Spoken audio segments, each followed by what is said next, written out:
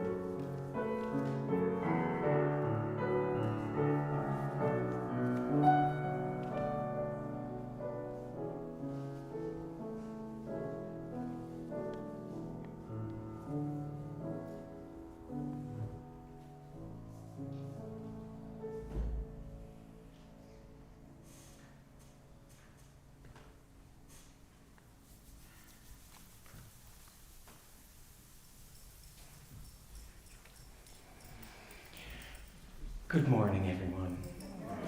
Happy Mother's Day. I hope all the mothers were suitably feted this morning by their family, calls from away. I am Bruce Grierson, and I'm scrubbing in for Ron Ferris this morning, who couldn't be here, and I hope he's doing something nice for his mom, maybe making Arizona eggs or something for her.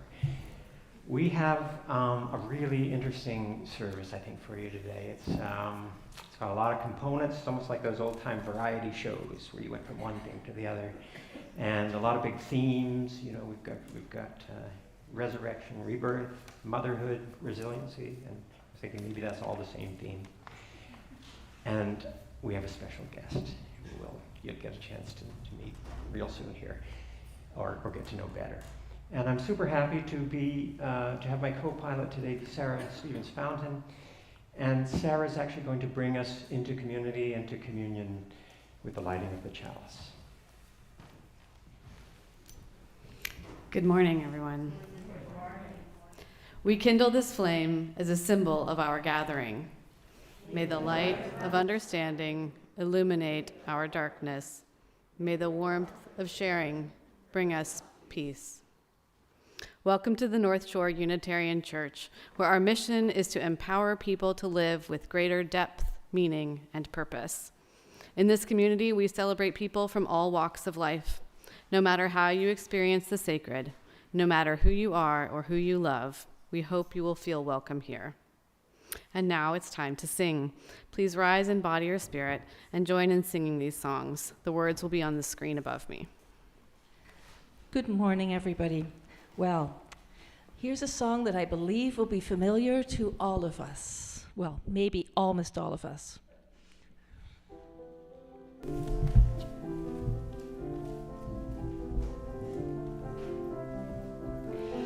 Yesterday, a child came out to wander,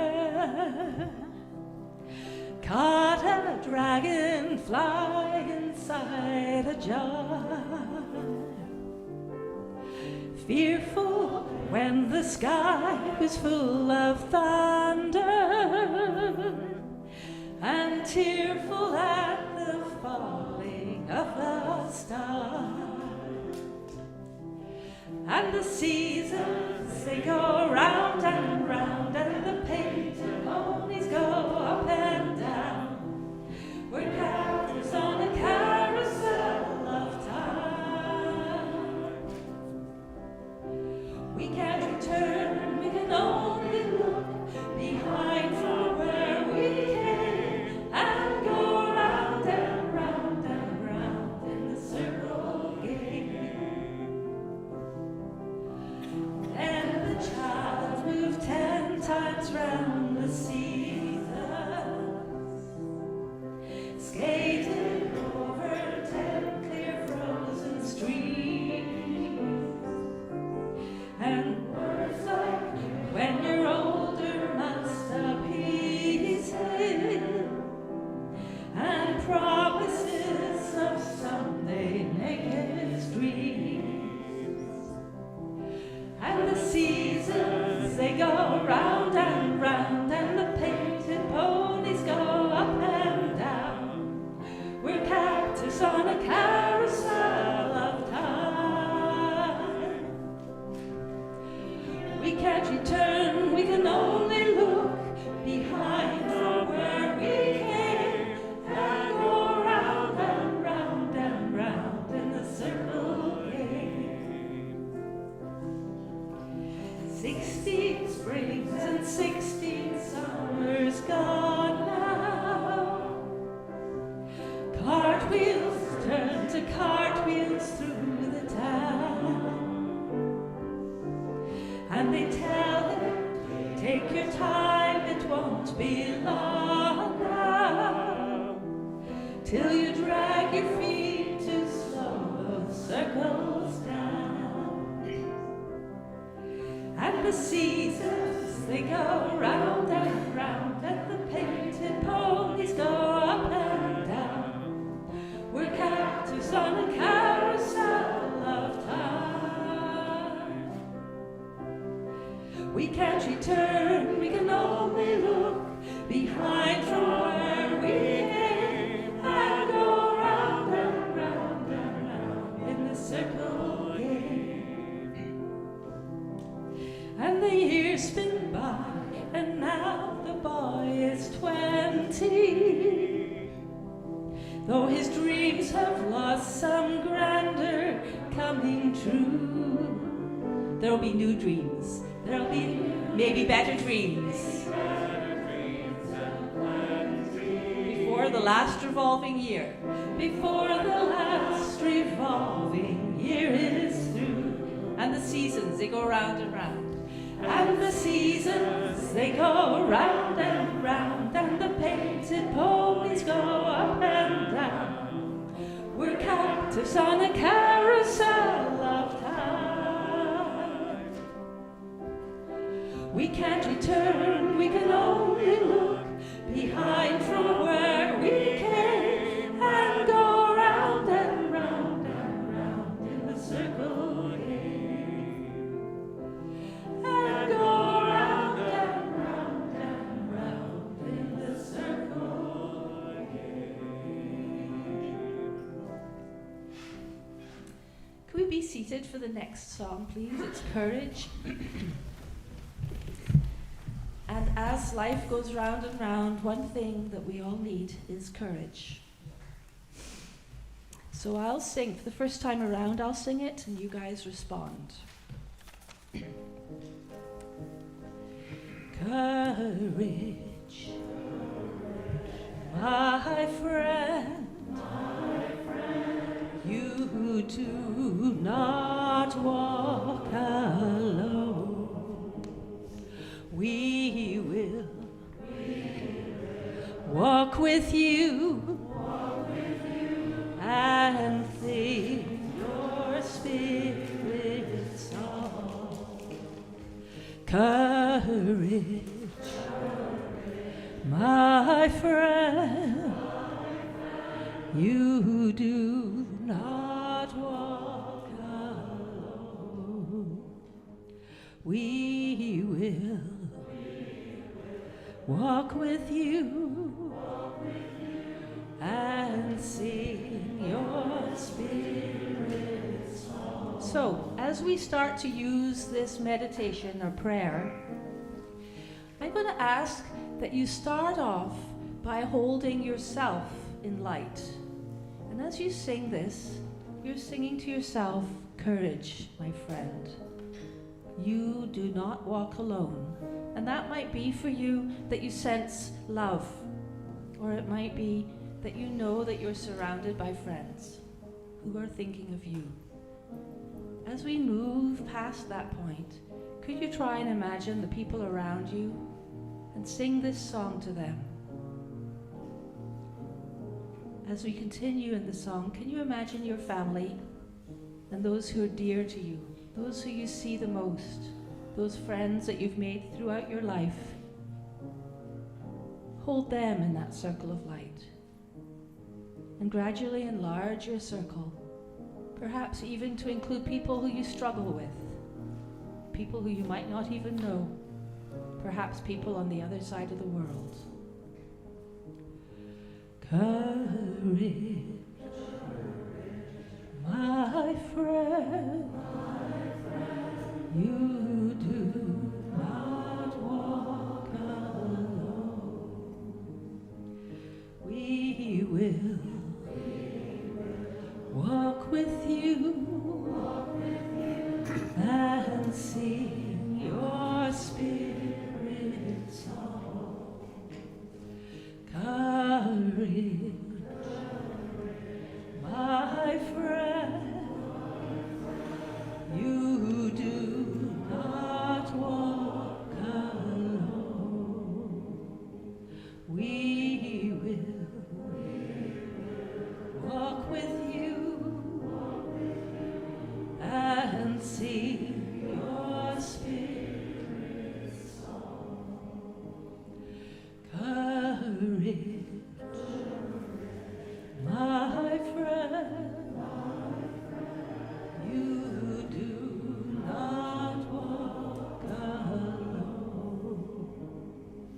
We will walk with you and sing your spirit song. Courage, my friend, you do not walk alone. We will walk with you and sing your spirit song.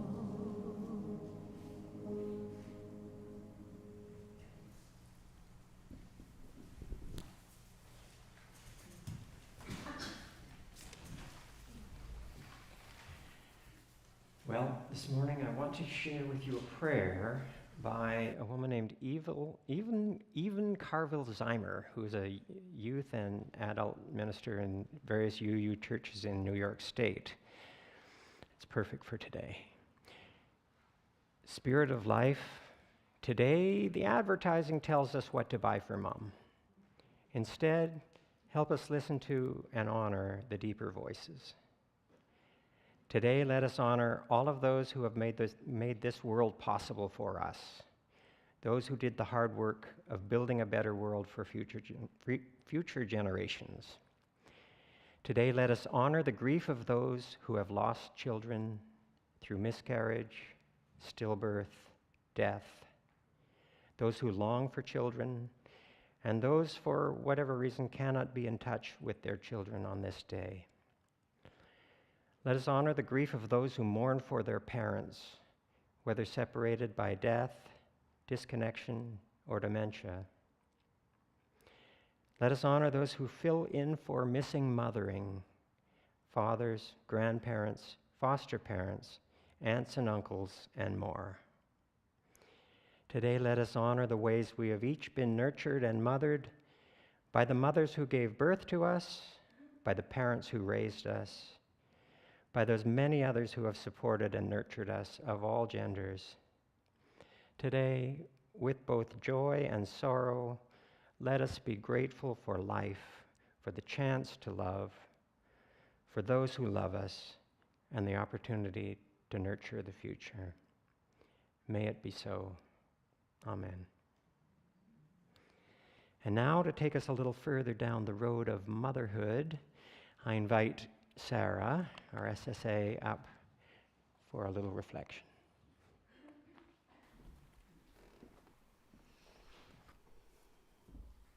Thank you, Bruce. I think that prayer was just what I needed. Motherhood makes me think about my own experience giving birth and being pregnant, which makes me think about my own experiences with miscarriage, which makes me think about the access I had to abortion services to help me through those emotionally and physically tough times, which makes me think about the impending loss of abortion as an option for people who menstruate in the United States. I really don't know how to make that palatable for my reflection, so I share it just to make it known, to say it out loud. People who menstruate, whether they want to be mothers or not, deserve respect and care and privacy. And now on to some lighter fare. Growing up, my best friend Jamie lived in the house directly behind mine, so our dads built a gate in that fence when we got too big to be passed over it anymore. Our families were close. On Tuesday mornings in the summer, my mom played tennis, so my brother, hi Travis, who's visiting today, and I would go through that gate to their house for an hour or two in the morning. Food is a way of expressing love, and my own mother believed that this came with some serious expectations. There were no sweet cereals in the house, none with food dye or marshmallows, and the bread was whole wheat. She had learned to channel love through food from her grandmother, who raised 8 kids in a 2-room house while sharecropping some of the rockiest soil you ever saw, and who would later welcome her grandchildren to visits to her house by making each one of them their very favorite dish on her wood stove in that hot Texas heat. That stovetop overflowed. Green beans for Larry, macaroni and cheese for Pam, chicken and dumplings for Sandra, etc., etc. Food can carry love. So on those Tuesday mornings when my brother and I would arrive at Lynn's house for breakfast time, my mother, of course, would have fed us before sending us over there, but Lynn would always ask if we were hungry and if we had eaten. And at Lynn's house, there were Eggo waffles, practically the forbidden fruit. So I would tell a little white lie every time. No, we hadn't had breakfast. And yes, we would like some Eggo waffles, please. Now Lynn, being my mother's best friend, knew that Eggos weren't the kind of thing that my mom would have offered us. And she probably also knew that my mom wouldn't have sent us over on empty stomachs. But like that wood stove brimming over the top with dishes for grandchildren, she knew that those Eggo waffles carried her love and care, and that they also grew a bond between us. I called Lynn my second mother. She was boisterous and fun, silly and sometimes stern, and she could draw out the fun in my otherwise rather buttoned-up first mother. And I do think we all need second mothers and third mothers and just a little extra nurturing now and then. Some mothers bring the whole wheat toast, full nutrition, and some mothers bring the Eggo waffles, and we need that too. So here's to telling little white lies to get more Eggo waffles, more fun, and more nurturing, and as many motherers in your life as you might need. Nurturance in all its forms is a great theme for our outreach recipients right now. Each month, 100% of our plate offering donations, unless otherwise marked, are donated to the outreach recipients. The amount we collect this month will be divided equally between Raven and Impact North Shore. Raven stands for Respecting Aboriginal Values and Environmental Needs. Their mission is to raise funds for Indigenous people's access to justice, providing long-term support so they can defend their legal rights within a thriving natural habitat. Impact North Shore, formerly North Shore Multicultural Society, creates opportunities for immigrants, migrants, and newcomers to Canada. Information to donate by text is on the screen, so please give as generously as you are able. Will the ushers please come forward to collect the offering?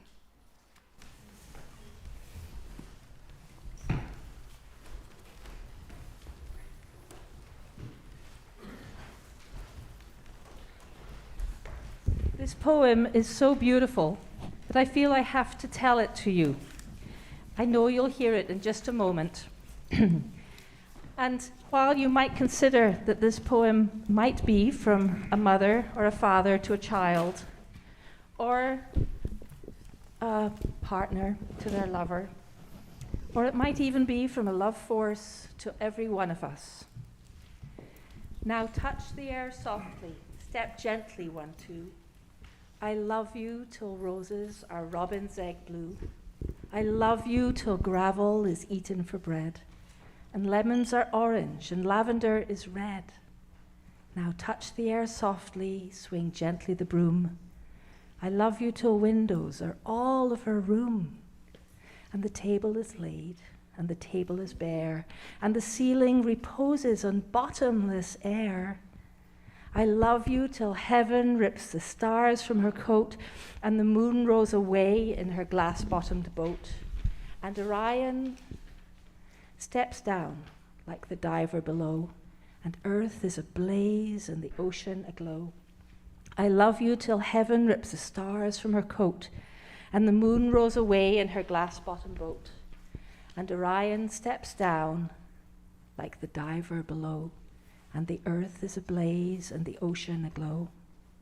Now touch the air softly, swing the broom high. We will dust the grey mountains and sweep the blue sky.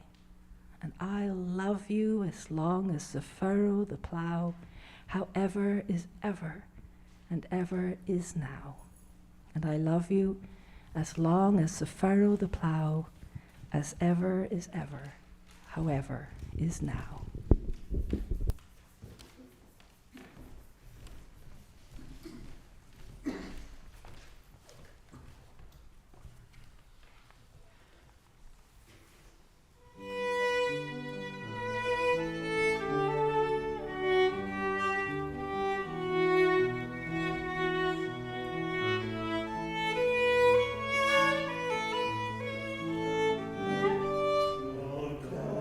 Yes, softly step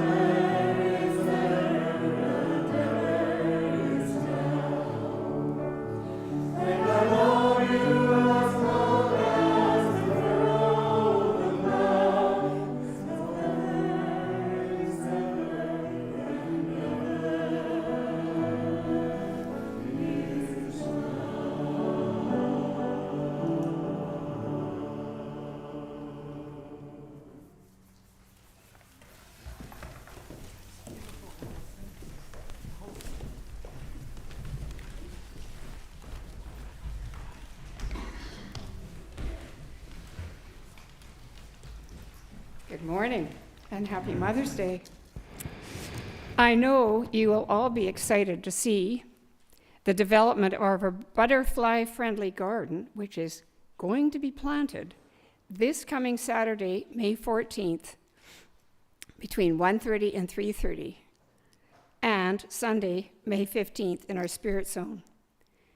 Today, our Spirit Zone members are ready to show you some of the butterflies we hope to attract once our butterfly garden is planted.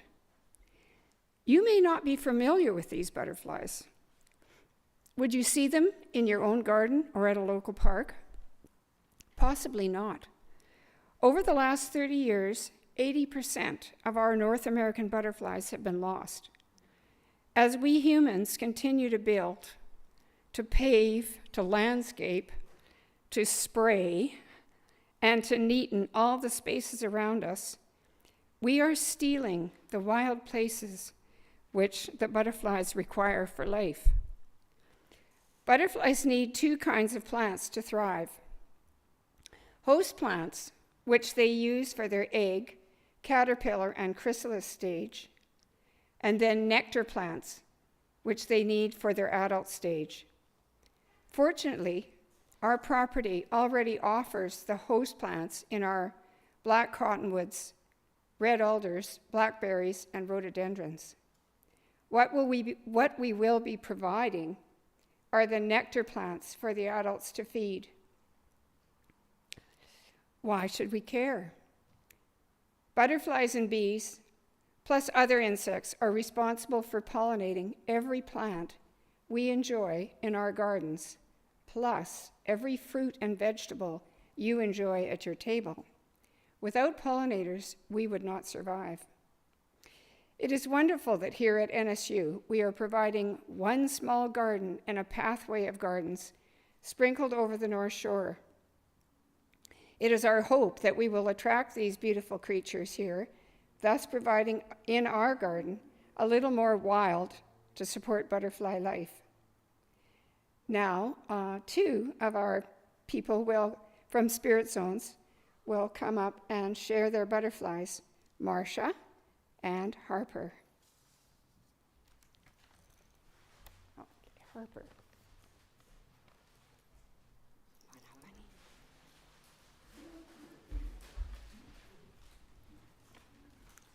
Stand right here, honey, so they can hear you.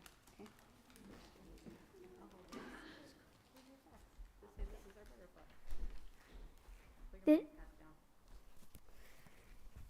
This is the butterfly me and my mom and my dad made. It is a Lorcan's Admiral. Here are 3 facts about it. Females are typically larger than males. They do not camouflage. Instead, they mimic another butterfly, the California sister, which is unappetizing to predators. The Lorcan's Admiral lived for 10 months.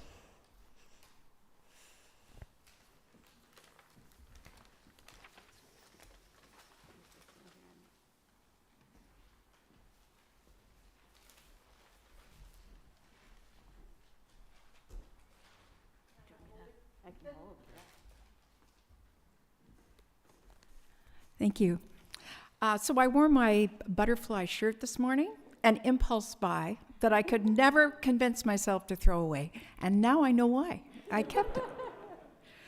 So this is my painting of a morning cloak that I did last Sunday. Jean provided us the paints. It was the choice of my group 2 weeks ago, which included Minnie, Thea, and River, because we learned that the morning cloak is the longest lived butterfly. Unlike many who have only a very brief span in the skies and the earth, this butterfly hibernates as an adult all winter, so it lives for 9 to 10 months, and it finds places to stay in the woods. It is in flight from May to September, so if we really look carefully, we might see some of the surviving members of this group right here on the North Shore, because Jean has researched these 8 butterflies that have been observed in the various butterfly way gardens around here. So that's my morning cloak.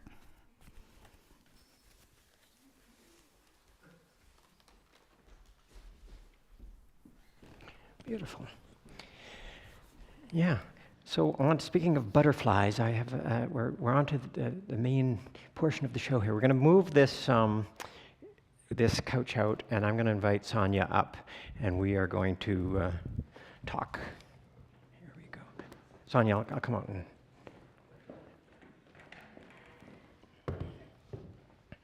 All righty.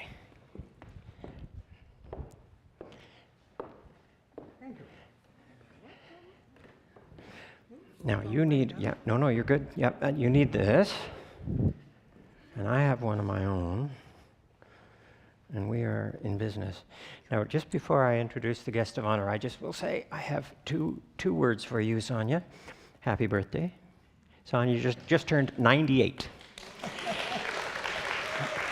Thank you. I feel as though the celebrations have gone on for 2 weeks. I've done very well.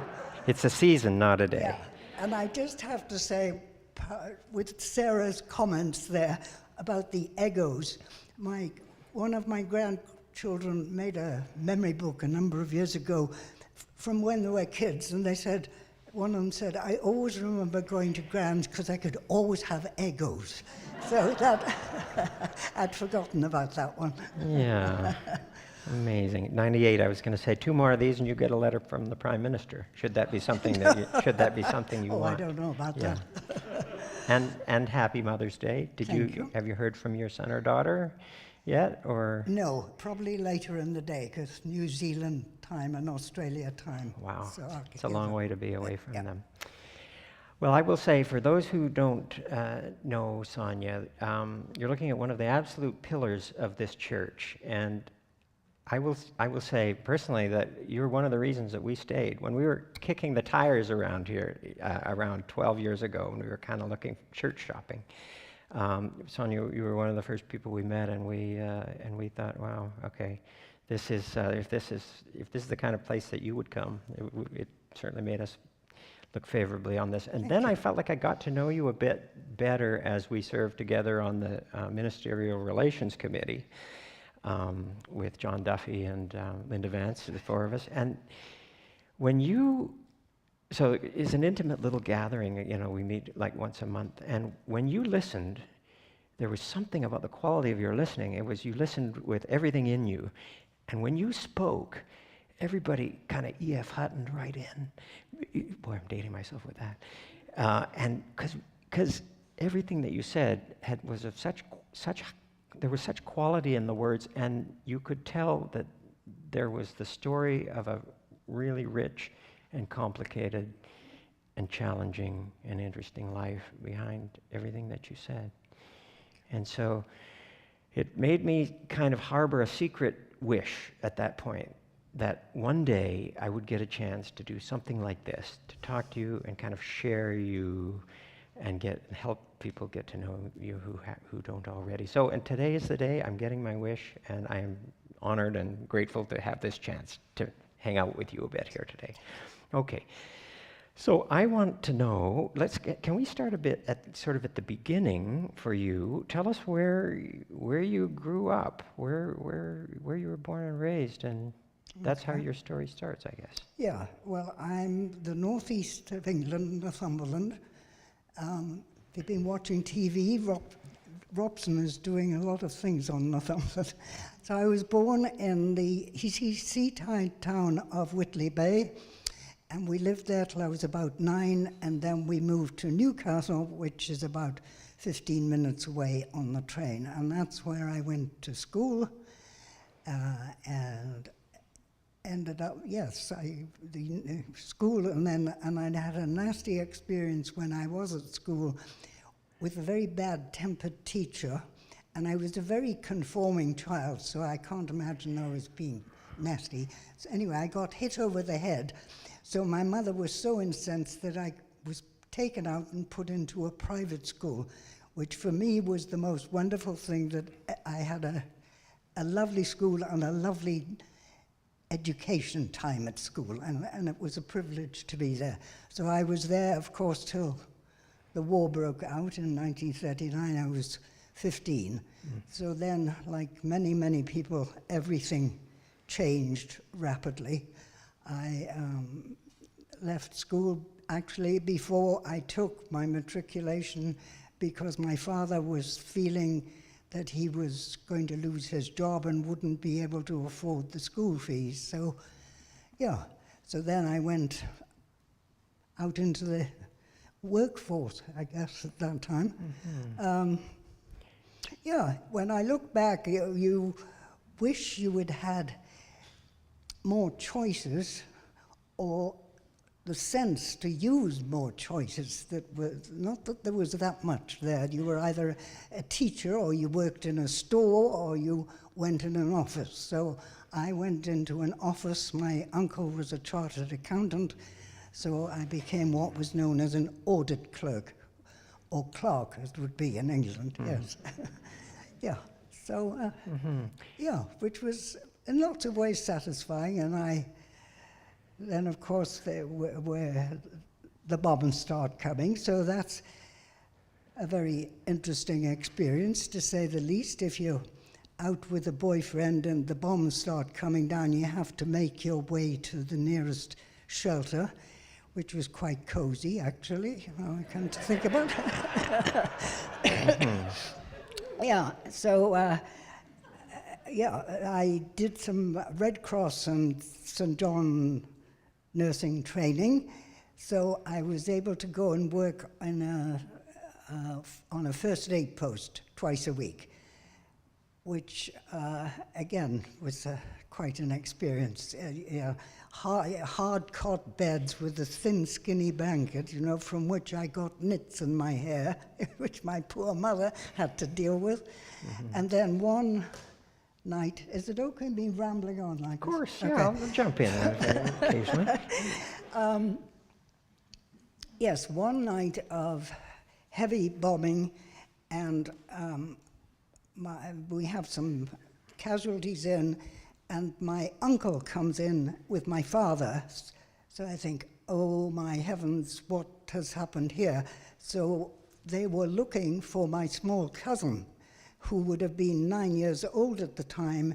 They had been bombed out with a landmine bomb, which of course with the blast and shattering had pinned this little boy beneath furniture, and in the chaos he was taken off in an ambulance, and they didn't know where he'd gone. So here they are going around first aid posts trying to find a son, which seems kind of chaotic. Anyway, they did finally catch up with him, and bless his heart, he had half his leg taken off. Fortunately below the knee, but he was a strong little boy and turned out to be a wonderful man with excellent prosthesis and didn't hold him back. But that, for me, is probably the most memorable night of the war, the most scary of it all. Yeah, yeah. Even my old grandmother was. They were physically all right, but they had to leave the little place they'd lived in forever because that had damage, etc. So there was quite a few people I knew that had problems. Yeah. You were forced to grow up really quickly there, and it occurs to me to ask, as we're in church, were you raised with a spiritual background? Like, I mean, I'm curious eventually how you found your way to this Unitarian church, but were you raised with in a faith tradition of any sort? My parents were not religious at all. But I ended up at a Methodist Sunday school simply because my friend next door went to the Methodist Sunday school. So I thought, oh, well, what the heck, I may as well go. So actually, I'm glad I went, because it gives you this, this religious background that really is important in all sorts of walks of life. Even what you read or what you learn has a religious background. So, but got disillusioned and left, and it wasn't until I came to Canada, and after many years, I once again, by sheer chance, I was invited to go to the Oaken 49th Church. So this would be back in the 70s, I think. Philip Hewitt was the minister there, and I remember going to this service, listening to Philip Hewitt, and the music, isn't it funny, the things you remember, was Carmina Burana. which is that fantastic stuff. And I thought, my goodness, this is in a church? Yes.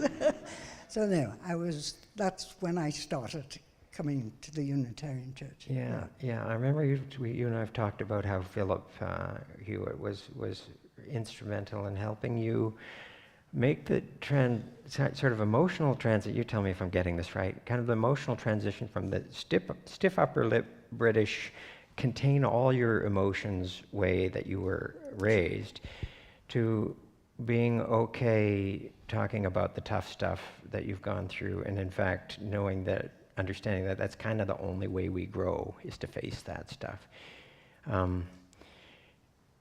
You have had a lot of tough stuff. You've had a life of extremes.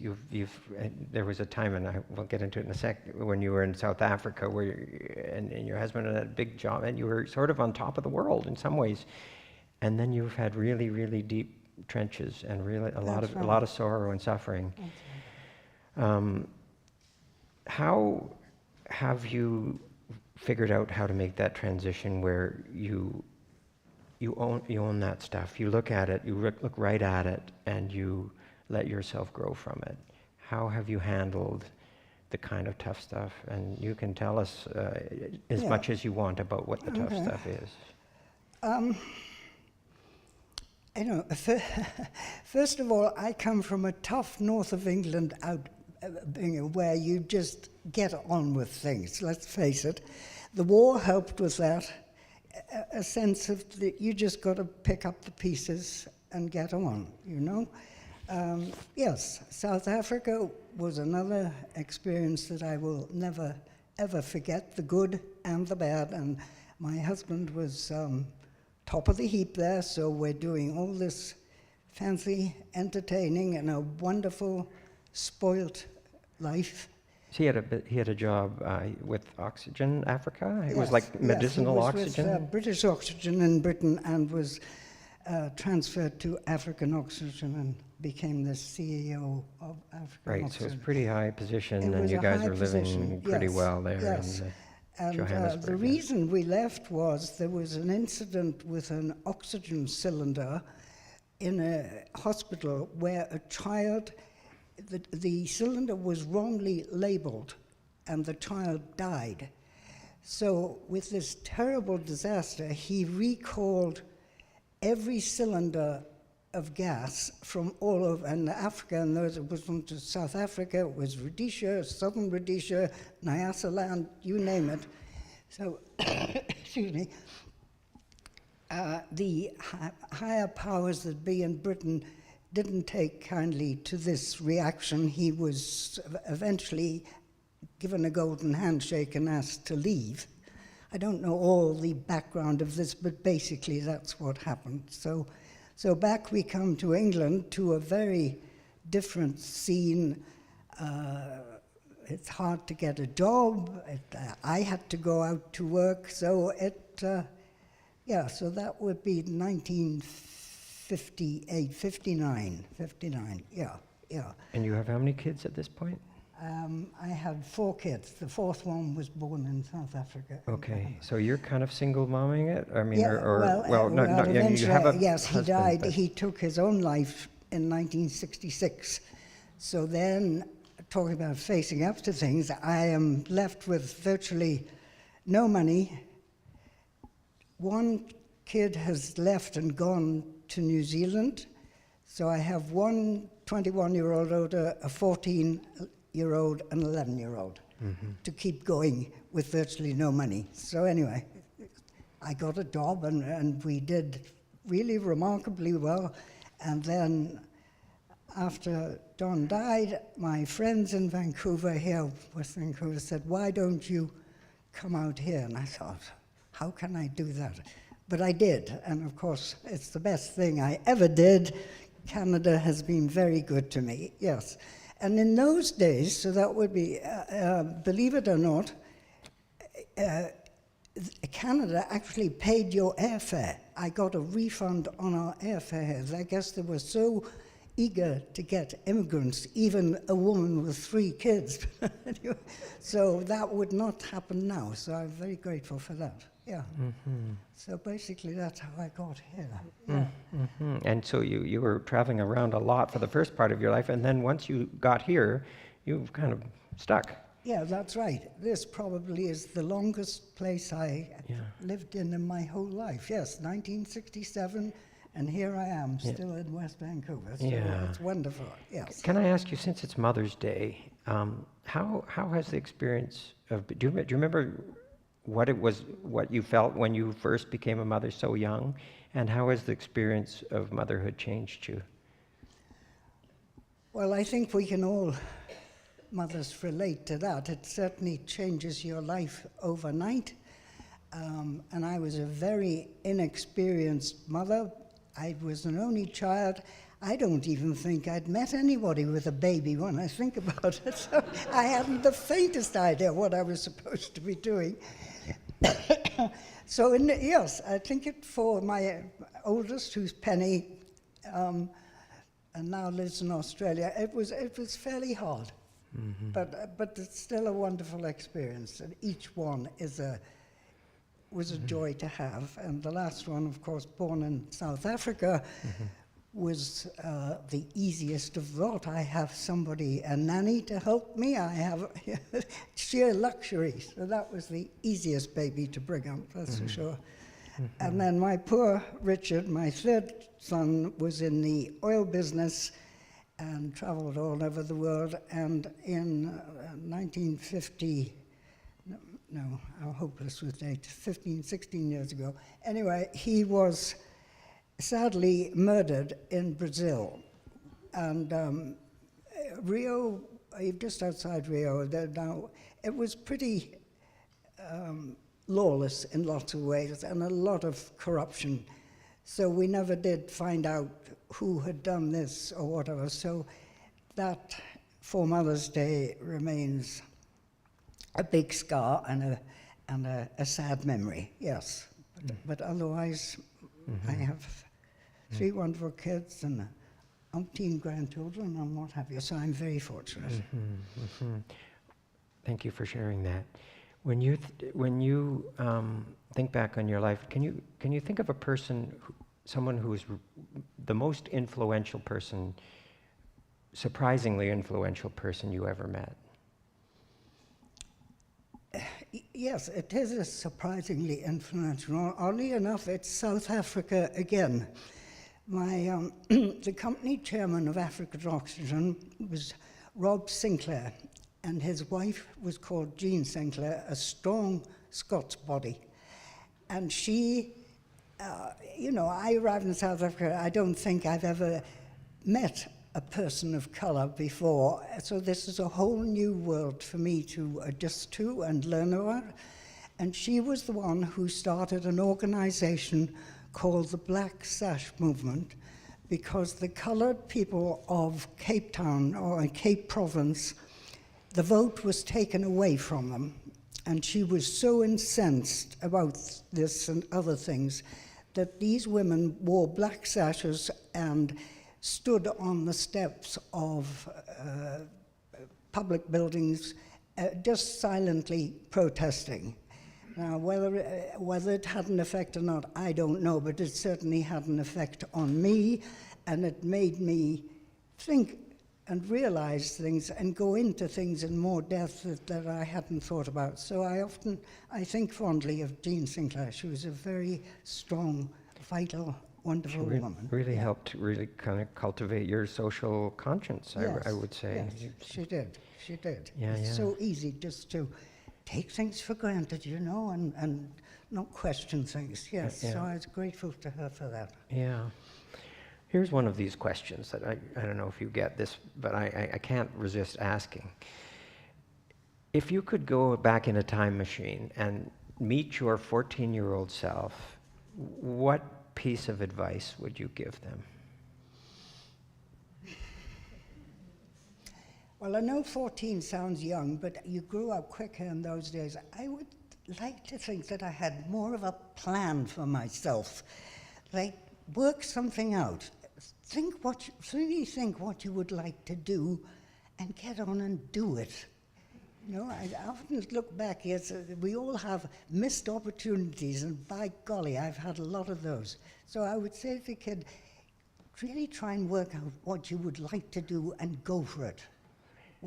However difficult it is, go for it. Remember that there's a saying, if you don't have a plan for yourself, somebody else surely has a plan for you. You're ending up going somewhere. Yes, You might as well be the one to direct it. That's good. Can you think of what you are most proud of in your life? Well, probably my children.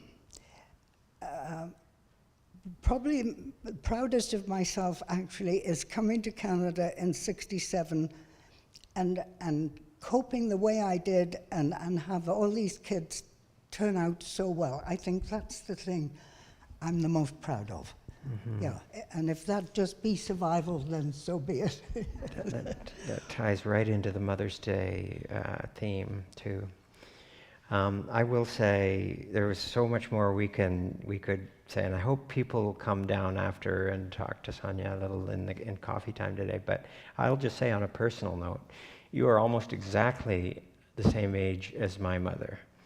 The difference is my mother hasn't recognized me for 10 years. Oh, and she is in a kind of state of sort of here and sort of not here, and so we don't really even, my sisters and I don't really even visit her anymore, because if the best outcome is that she doesn't respond at all, and quite often the worst outcome is just upsets her somehow to see us. So this almost reminds me of the substitute mothering that we were talking about earlier. We have to get our mothering from other people in the community, and you know, I get a little bit of that from you. And I also feel like I sometimes when I'm making dinner or something, I think of all the thousands and thousands of dinners my mom made, you know, me, and I can't tell her in any way she would understand that I'm grateful for that. So I'm so glad that here you are, and you know, you can appreciate it when we say how grateful we are to have you in our community, and how much we sort of learn from you on a daily basis. And it's just it's a privilege to know you, Sonia, and to have you with us. Thank you for having me. And we have a little something for you here. Okay. And look at that, there's even a butterfly on it. Okay, so all this, and we'll take you back to your seat. Oh, thanks. Okay.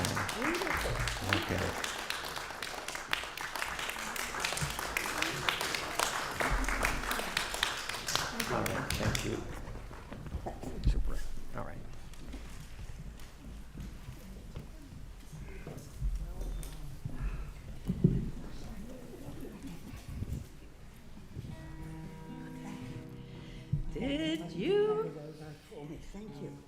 Did you ever think all those years ago that the world would be such a crazy show? Is there anything to be certain of, save the gentle steps of the ones we love?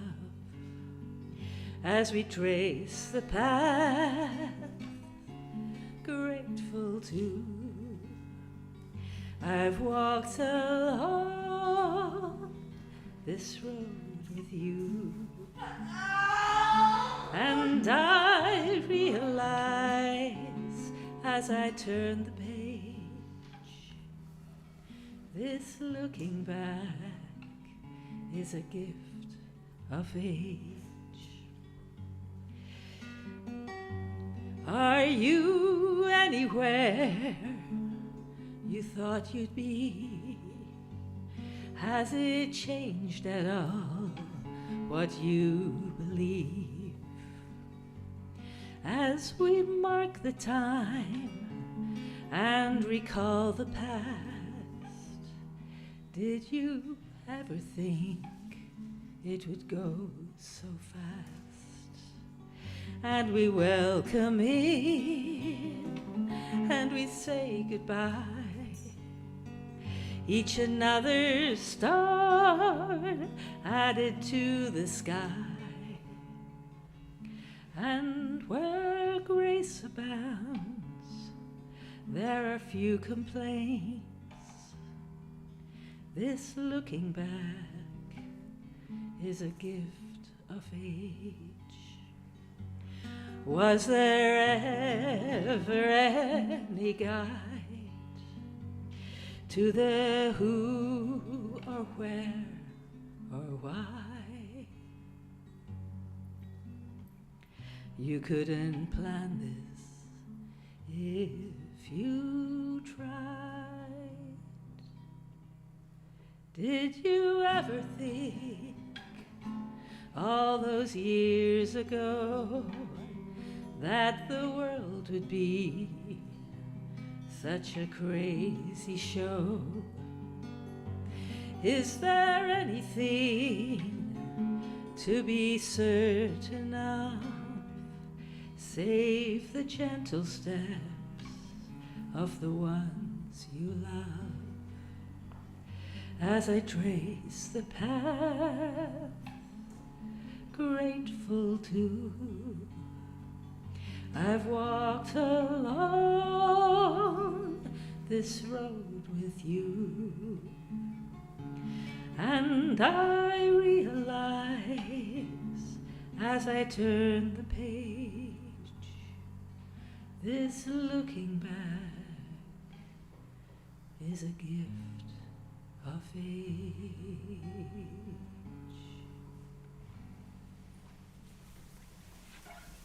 Thank you, Sonia.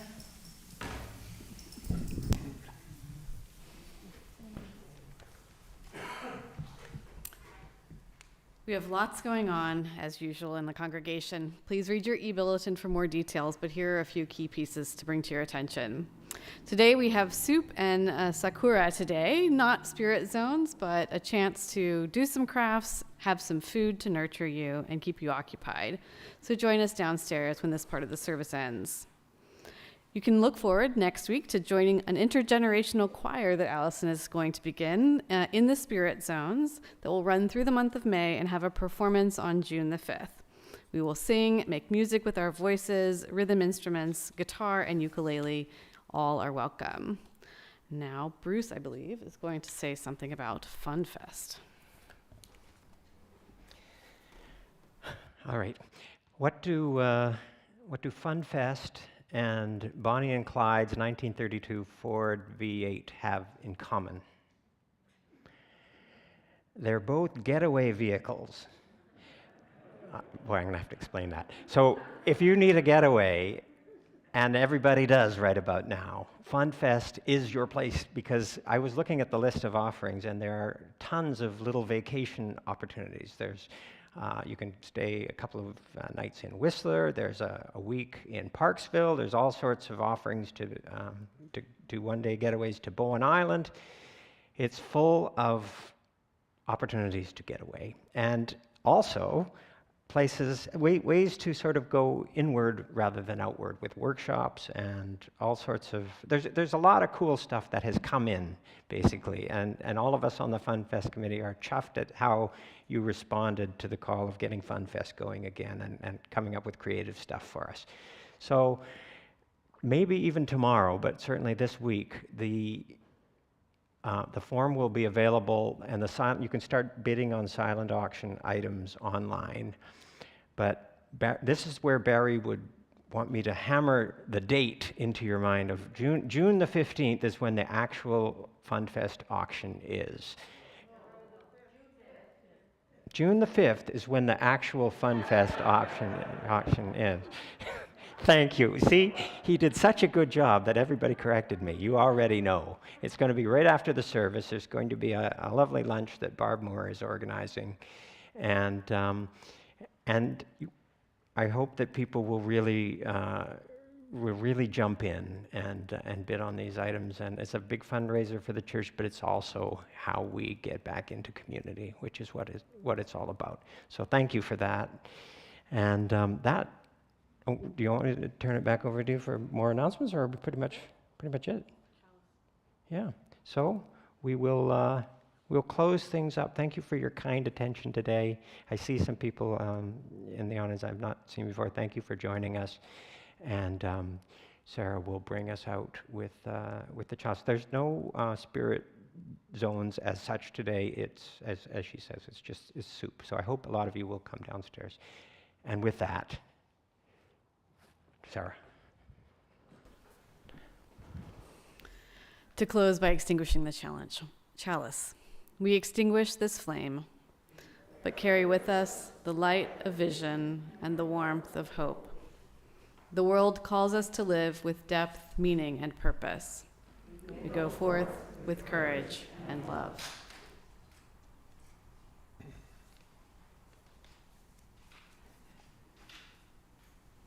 We'll close with a song. Please stand, join us in singing Embody Your Spirit, Circle Round for Freedom.